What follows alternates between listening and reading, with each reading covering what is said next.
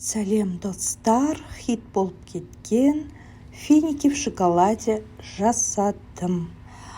Бұның курсы өте қымбат тұрады. Мен сіздерге қалай жасалатынын қысқа видеода көрсете салайын.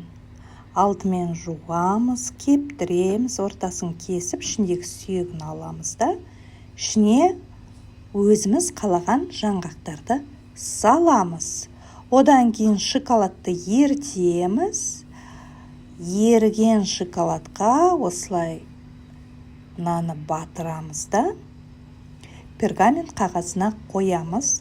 Қазір жаз, үй ыстық, сондықтан мұздатқышқа, тоңазытқышқа кешіріңіздер, қойып қатыра салуға болады. Сосын рақаттанып шай ішесіңдер. Рахмет айтып, коммент жазуларыңызға болады. Лайк қойсаңыздар болады. Ақша төлеудің қажеті жоқ.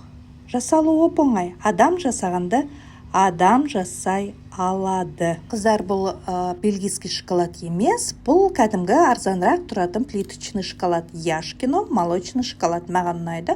Бұл өзімізге жеуге арналған.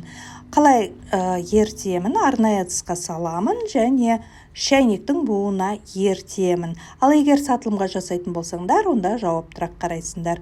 32 градусқа дейін суытасыңдар. Арнайы температура өлшейтін құрылғы болады. Вот!